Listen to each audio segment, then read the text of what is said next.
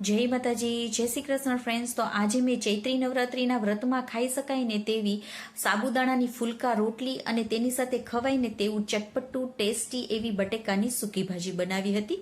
તો આપણે બનાવવાનું શરૂ કરીએ.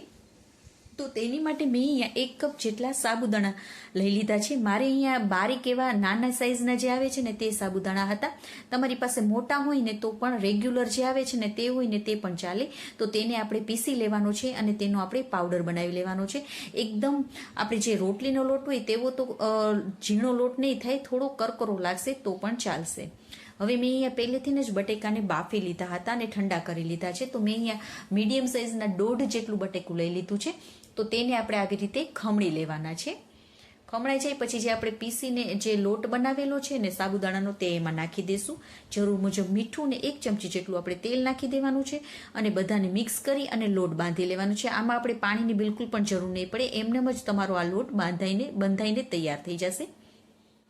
તો જુઓ આપણો લોટ બંધાઈ ગયો છે. તો એકવાર આપણે આવી રીતે મસળી લેવાનો છે. તો હવે તેમાં આપણે આમ આંગળી વડે આવી રીતે કાણા પાડી દઈશું, કારણ કે આ જેમ જેમ લોટ પડ્યો રહેશે ને તેમ તેમ તમારો આ સાબુદાણાના હિસાબે કઠણ લોટ થઈ જશે. અને તેમાં આપણે આવી રીતે પાણી નાખી દેવાનો, ખાડો કરી અને તેમાં આપણે પાણી લગાવી દેવાનું.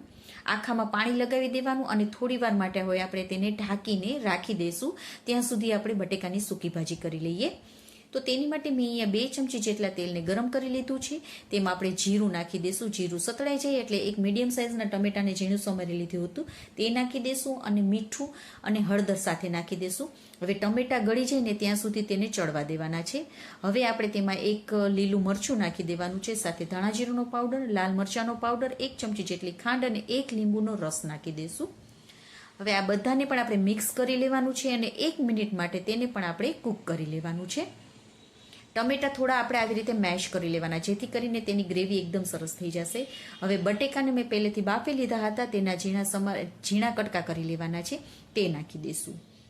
હવે તેને પણ આપણે મિક્સ કરી લેવાનું છે અને ગેસની ધીમી ફ્લેમ ઉપર 1 થી 2 મિનિટ માટે તેને પણ સાથે સાથે કૂક કરી લેવાનું છે.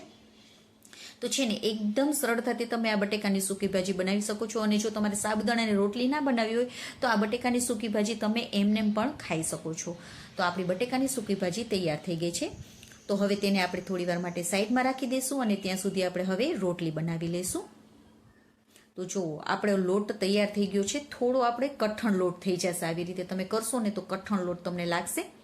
તો હવે આપણે શું કરવાનું, પહેલાં એકવાર આવી રીતે મસળી લેવાનું છે અને હવે થોડું થોડું પાણી આમાં નાખતા જશું અને ફરીથી આપણે તેને ઢીલો લોટ કરી લઈશું. કારણ કે સાબુદાણા છે ને તો સાબુદાણા થોડા બટેકાની સાથે પલળશે ને તો થોડા ફૂલશે એટલે કઠણ લોટ થઈ જશે. તો આવી રીતે તમારે તેને થોડું થોડું પાણી નાખી અને ઢીલો કરી લેવાનું અને ફરીથી આપણે તેને મસળી લેશું અને બધાને સાથે કરી લેશું.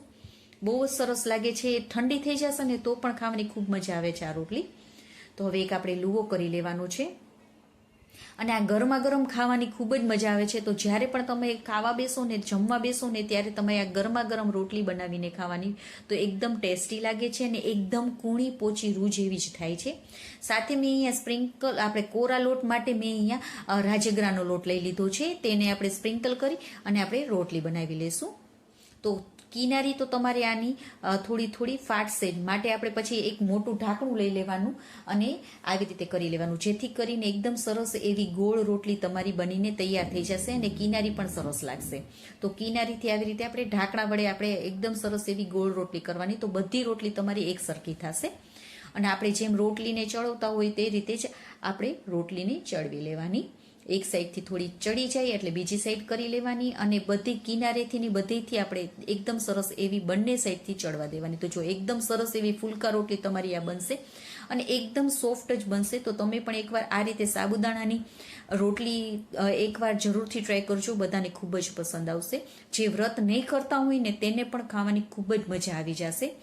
તો આવી રીતે તમારે જ્યારે પણ તમે જમવા બેસો ને ત્યારે ગરમા ગરમ બનાવીને આ તમારે પીરસવાની અને સાથે બટેકાની સૂકી ભાજી હોય તો ખાવાની ખૂબ જ મજા આવી જાય છે.